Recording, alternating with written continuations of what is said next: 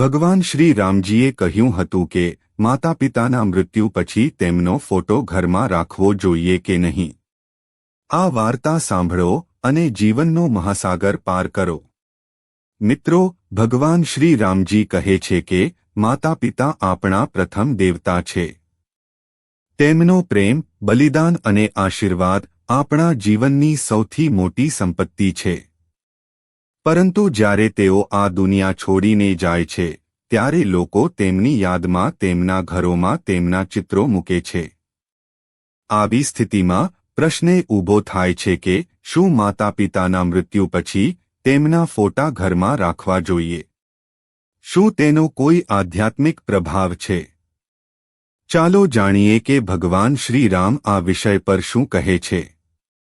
આજની અલૌકિક કથામાં ભગવાન શ્રી રામ પોતે એક ભક્તને આ રહસ્યથી વાકેફ કરે છે.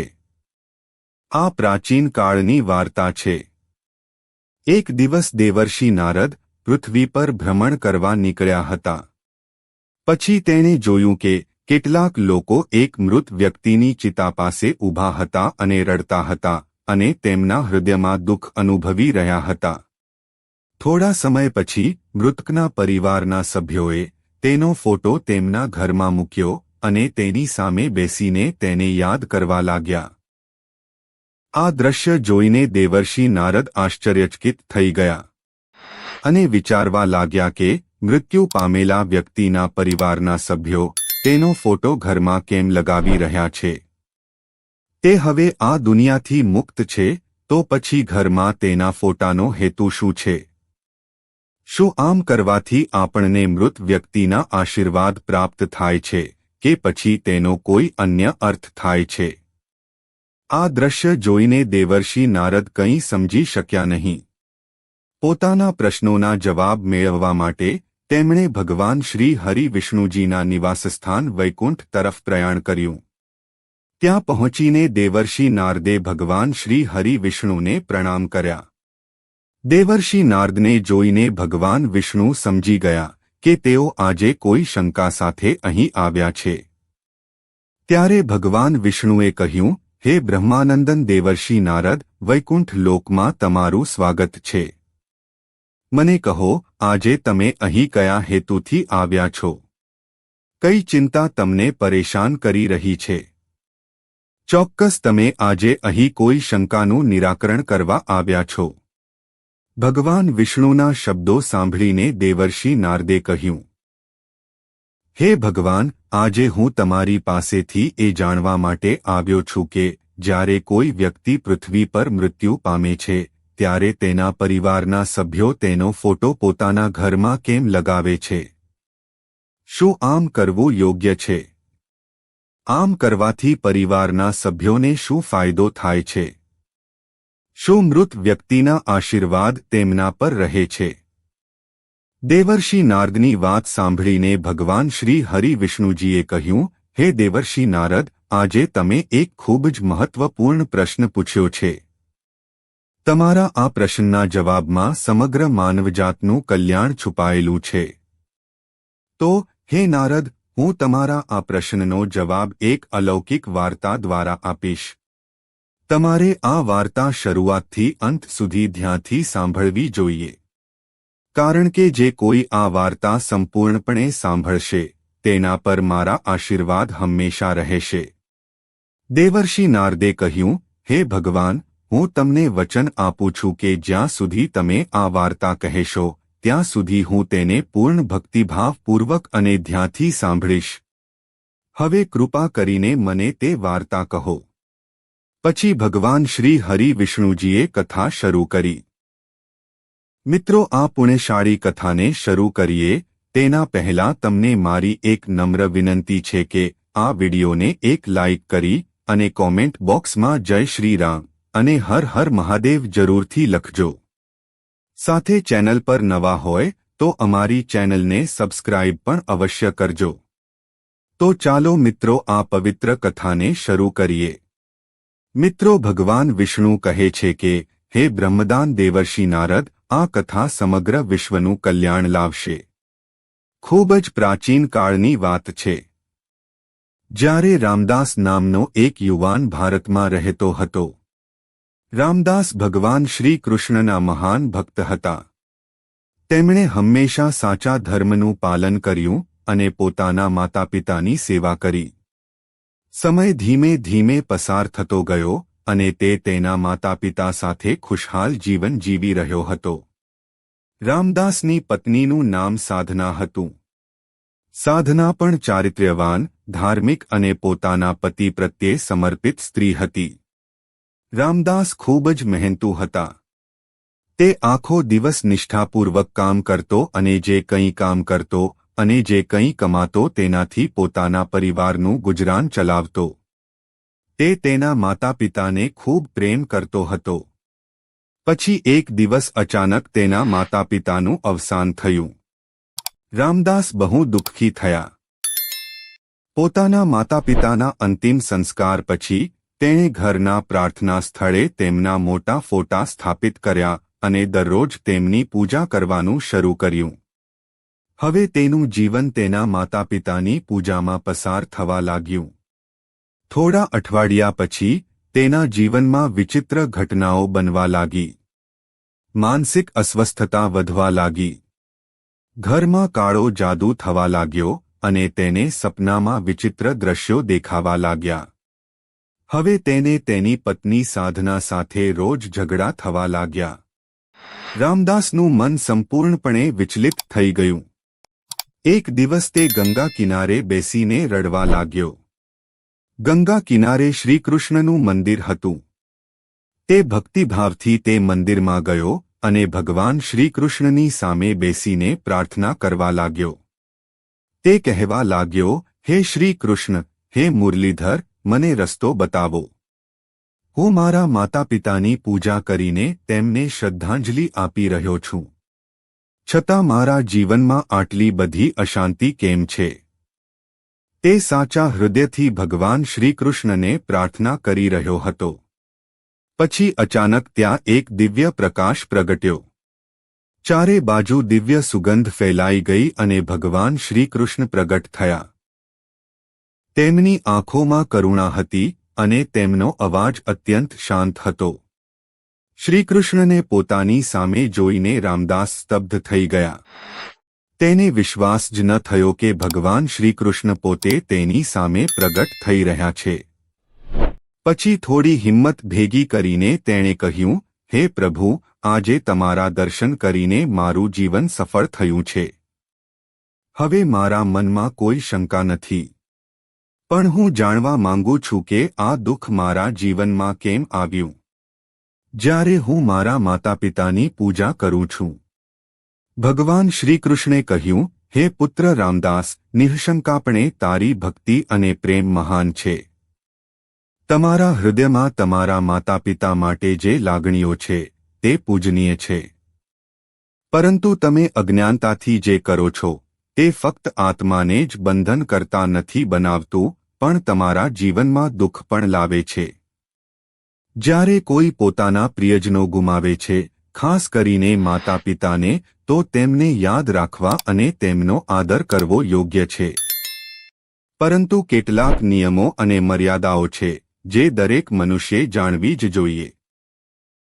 હે પુત્ર, જ્યારે કોઈ આત્મા આ શરીર છોડી દે છે ત્યારે તેનો હેતુ આગામી જન્મ તરફ આગળ વધવાનો અને બ્રહ્માંડ દ્વારા તેના માટે નક્કી કરાયેલી યાત્રા પૂર્ણ કરવાનો હોય છે. પણ જ્યારે આપણે તે આત્માનું ચિત્ર પૂજા સ્થાનમાં રાખીએ છીએ અને દરરોજ દીવો પ્રગટાવીએ છીએ, જ્યારે ફૂલો ચઢાવવામાં આવે છે, ત્યારે આ પ્રેમ એક બંધન બની જાય છે. જે આત્મા આગળ વધવા માંગે છે તે આપણા પ્રેમને કારણે એ જ લાગણીમાં અટવાઈ જાય છે. તમે ચોક્કસ તમારી ભક્તિ બતાવો, પણ પ્રેમથી તેમને મુક્ત કરો. તેમને બાંધશો નહીં, તેમને આશીર્વાદ આપીને વિદાય આપો. પ્રાર્થના કરો પણ તેને પકડી ન રાખો. કારણ કે સાચો પ્રેમ એ છે જે આત્માની મુક્તિ શોધે છે, નહીં કે જે તેને પોતાના મોંમાં ફસાવે છે. ભગવાન શ્રી કૃષ્ણએ શાંત સ્વરે કહ્યું, હે પુત્ર, દરેક ગૃહસ્થ માટે એ જાણવું જરૂરી છે કે જે જગ્યાએ ભગવાનની ઊર્જા હોય છે જ્યાં મંત્રોનો અવાજ ગુંજતો હોય છે, જ્યાં દીવાની જ્યોત આત્માને પરમાત્મા સાથે જોડે છે, ત્યાં મૃત લોકોના ફોટા મૂકવામાં આવતા નથી. કારણ કે તે સ્થાન આત્માની મુક્તિનું કેન્દ્ર છે, બંધનનું નહીં. જ્યારે આપણે પૂજા સ્થાનમાં પૂર્વજોના ચિત્રો મૂકીએ છીએ ત્યારે અજાણતા આપણે એક જગ્યાએ બે અલગ અલગ શક્તિઓને જોડીએ છીએ. તેનાથી માત્ર આત્મા જ નથી ઉલझતી, પણ ઘરેલું જીવનની શાંતિને પણ ખલેલ પહોંચે છે. ભગવાનનું સ્થાન આત્માની મુક્તિનું કેન્દ્ર છે અને પૂર્વજોનું સ્થાન સ્મૃતિ અને ભક્તિનું કેન્દ્ર છે. તેથી આ બંનેને અલગ રાખવા જોઈએ. ભગવાન શ્રી કૃષ્ણ આગળ કહે છે કે જો તમે ઘરમાં તમારા માતા પિતાનો ફોટો રાખવા માંગતા હો તો ધ્યાનમાં રાખો કે તે પૂજા સ્થળ ન હોવું જોઈએ. તે સ્થાન ફક્ત એક સ્મૃતિ હોવું જોઈએ, જ્યાં કોઈ દીવો કે અગરબત્તી પ્રગટાવવી ન જોઈએ. એ શ્રદ્ધાંજલિ હોવી જોઈએ, પૂજા નહીં. પૂજા એ છે જ્યાં આપણે ભગવાનને બોલાવીએ છીએ અને સ્મૃતિ એ છે જ્યાં આપણે કોઈને પ્રેમથી યાદ કરીએ છીએ. હે પુત્ર, પ્રેમ અને ભક્તિ વચ્ચેનો તફાવત શું છે એ સમજ. જે આત્મા ગયો છે તેનો આદર કરો, પણ ભગવાનની ઉપાસના અને આત્માના સ્મરણનો માર્ગ એકસરખો ન બનાવો. આ જ સાચો ધર્મ છે. તમારા હૃદયમાં જે વેદના છે તે સ્વાભાવિક છે. માતા પિતાના મૃત્યુ પછી દરેક બાળક તેમના માટે કંઈક કરવા માંગે છે.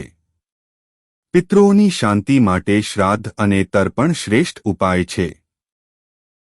આ વૈદિક વિધિઓ દ્વારા તમે તેમનું સન્માન તો કરો છો, પણ તેમની આગામી યાત્રા માટે તેમને આધ્યાત્મિક શક્તિ પણ આપો છો. આ જ સાચી સેવા છે. જે ગયું છે તેની સાથે આસક્ત ન બનો, પ્રેમથી તેને મુક્ત કરો. પુત્રનું કર્તવ્ય પવિત્રતા છે. આ જગત એક માયા છે. આત્મા આવે છે, અનુભવે છે અને પછી ચાલી જાય છે. પરંતુ જ્યારે તમે તેના મોહમાં ખોવાઈ જાઓ છો ત્યારે તમે ફક્ત તમારા હૃદયને જ નહીં પણ આત્માની ગતિને પણ રોકી દો છો. મોહ આત્માને અવરોધે છે અને પ્રેમ તેને મુક્ત કરે છે. તમે જે પણ સારા કાર્યો તેમના નામે કરશો, જેવા કે ગરીબોની સેવા કરવી, ભૂખ્યાઓને ભોજન આપવું, વૃક્ષો વાવવા જેવા કાર્યો, તમારા માતા પિતાના આશીર્વાદના રૂપમાં તમારા જીવનમાં પાછા આવશે. પ્રેમને કર્મની અંદર બદલો, આ જ સાચી શ્રદ્ધાંજલિ હશે. ભગવાન શ્રીકૃષ્ણે આશીર્વાદ આપતા કહ્યું, હે પુત્ર, તારા માતા પિતા તને ખૂબ પ્રેમ કરતા હતા. તેણે પોતાનું આખું જીવન તમારા માટે સમર્પિત કરી દીધું. હવે સમય આવી ગયો છે કે તમારો પ્રેમ તેમને બાંધવાનું સાધન નહીં પણ મુક્ત કરવાનું સાધન બને. જો તમે તમારા ઘરમાં સુખ અને શાંતિ ઈચ્છો છો તો પહેલા તે આત્માઓને શાંતિ આપો જે હવે આ દુનિયામાં નથી. શ્રદ્ધા જરૂરી છે, પણ જ્ઞાન અને સંયમથી તમારા જીવનને જાગૃત બનાવો તો જ તમારો પ્રેમ સાચો કહેવાશે. આ પછી દેવર્ષિ નારદે ભગવાનને પૂછ્યું, હે ભગવાન, હવે મને મૃત લોકોના ફોટા રાખવાનું રહસ્ય ખબર પડી ગયું છે. પણ હું એ પણ જાણવા માંગુ છું કે શું મનુષ્ય મૃત્યુ પછી પુનર્જન્મ પામે છે? શું મૃત વ્યક્તિનો આત્મા ફરીથી માનવ તરીકે જન્મ લે છે કે પછી બીજા કોઈ સ્વરૂપમાં જાય છે? પછી ભગવાન શ્રી હરિ વિષ્ણુજીએ કહ્યું, હે દેવર્ષિ નારદ, જ્યારે આત્મા મૃત્યુ પછી નવા શરીરમાં પ્રવેશ કરે છે ત્યારે તેને પુનર્જન્મ કહેવામાં આવે છે.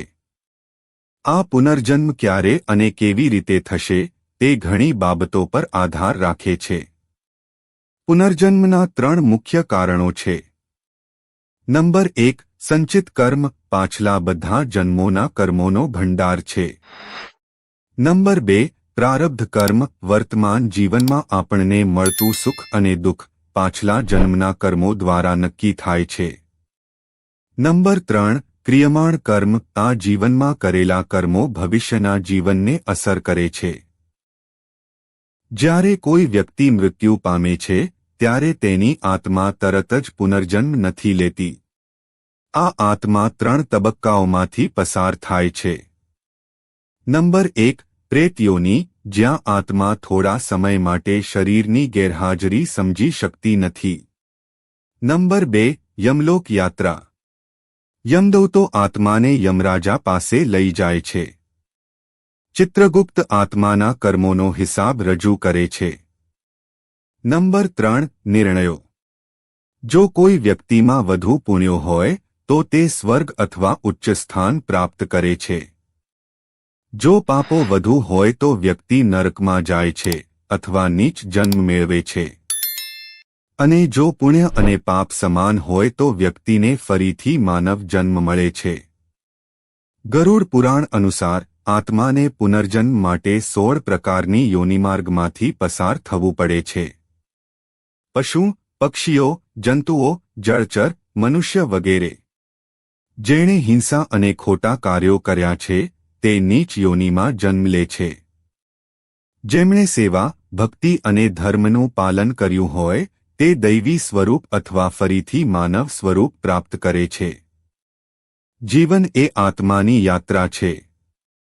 આ પ્રવાસ આત્મા પરમાત્મામાં ભળી જાય અને જ્યાં સુધી મોક્ષ પ્રાપ્ત ન કરે ત્યાં સુધી તે ચાલુ રહે છે. તેથી પુનર્જન્મ માત્ર શરીર બદલવાની ક્રિયા નથી પણ આત્માની શાશ્વત યાત્રાના દર્શન છે. જો કોઈ વ્યક્તિ ઘણા પાપ કરે છે તે તેના આગલા જન્મમાં પ્રાણી અથવા રાક્ષસ બને છે. જો કોઈ વ્યક્તિ ઘણા સારા કાર્યો કરે છે તો મૃત્યુ પછી સ્વર્ગ પ્રાપ્ત કરે છે. અને જો કોઈ આનાથી વિપરીત વર્તન કરે એટલે કે ગંભીર પાપ કરે છે તો મારા આદેશથી તેને ઘણા વર્ષો સુધી નરકમાં સખત સજા આપવામાં આવશે અને તેને નરકની ભયંકર યાતનાઓ સહન કરવાની ફરજ પાડવામાં આવે છે. આગળ ભગવાન શ્રી હરિ વિષ્ણુજી કહે છે, દેવર્ષિ નારદ, બીજું કારણ મૃત્યુ સમયે વ્યક્તિની માનસિક સ્થિતિ છે. આ સંદર્ભમાં ત્રણેય લોકના સ્વામી ભગવાન શિવ કહે છે કે મૃત્યુ સમયે વ્યક્તિ કઈ સ્થિતિમાં હોય છે તે તેનો આગામી જન્મ નક્કી કરે છે. જો કોઈ વ્યક્તિ મૃત્યુ સમયે ભગવાનનું સ્મરણ કરતા કરતા પોતાનો જીવ આપી દે છે તો તેને મોક્ષ મળે છે. પરંતુ જો કોઈ વ્યક્તિ સાંસારિક ઈચ્છાઓ, ક્રોધ, આસક્તિ અથવા વાસનામાં ડૂબેલા પોતાના શરીરને છોડી દે છે તો તે જ લાગણીઓ અનુસાર પુનર્જન્મ પામે છે. પછી ભગવાન શ્રી હરિ વિષ્ણુજી આગળ કહે છે, હે દેવર્ષિ નારદ, હવે મને આશા છે કે તમને તમારા બધા પ્રશ્નોના જવાબ મળી ગયા હશે. દેવર્ષિ નારદજી ભગવાન શ્રી હરિ વિષ્ણુજીને કહે છે, હે પ્રભુ, તમારા મુખમાંથી આ જવાબ મેળવીને હું તૃપ્તિ અનુભવું છું. હવે હું આ દિવ્ય જ્ઞાનનો પ્રચાર ત્રણેય લોકમાં કરીશ. આ પછી દેવર્ષિ નારદજીએ ભગવાન શ્રી હરિ વિષ્ણુજીને પ્રણામ કર્યા અને ફરીથી પ્રવાસ માટે પ્રયાણ કર્યું. આ વાર્તામાંથી આપણને શીખ મળે છે કે માતા પિતાના આત્માઓને બંધનમાં ન રાખવા જોઈએ પરંતુ પ્રેમથી મુક્ત કરવા જોઈએ. પૂજા સ્થાન પર ફક્ત ભગવાનનો ફોટો હોવો જોઈએ. જો તમારે કોઈ મૃત વ્યક્તિનો ફોટો લગાવવો હોય તો તેને પૂજનીય ન બનાવો. તેને ફક્ત એક યાદ તરીકે રાખો. શ્રદ્ધા, તર્પણ અને સેવા દ્વારા સાચી શ્રદ્ધાંજલિ આપી શકાય છે. આપણું કર્તવ્ય છે કે મૃત આત્માઓને ભક્તિ અને પ્રેમથી વિદાય આપીએ, આસક્તિથી નહીં. આ એક સાચા પુત્રનું કર્તવ્ય છે. ભગવાન શ્રી રામે આપણને આ દૈવી ઉપદેશ આપ્યો છે કે જીવનને બંધન ન બનવા દો. જે આ દુનિયા છોડીને ગયો છે તેને તમારા આંસુઓથી ન બાંધો પણ તમારા આશીર્વાદ અને શુભેચ્છાઓથી તેમને મુક્ત કરો. કારણ કે આત્માનું અંતિમ લક્ષ્ય ભગવાન તરફ યાત્રા કરવાનું છે. અને સાચો પ્રેમ એ છે જે આત્માને તેની યાત્રામાં માર્ગદર્શન આપે છે અને તેને અવરોધતો નથી. તો મિત્રો, જો તમને આ વિડિયો પસંદ આવ્યો હોય તો વિડિયોને લાઇક અને શેર જરૂરથી કરજો. સાથે કોમેન્ટ બોક્સમાં જય શ્રી રામ અને હર હર મહાદેવ જરૂરથી લખજો. અને ચેનલને સબસ્ક્રાઇબ કરીને બાજુમાં આપેલા બેલ આઇકનને પ્રેસ કરી ઓલ ઉપર સેટ કરી દેજો, જેથી તમને નવા વિડિયોની નોટિફિકેશન તુરંત જ મળે.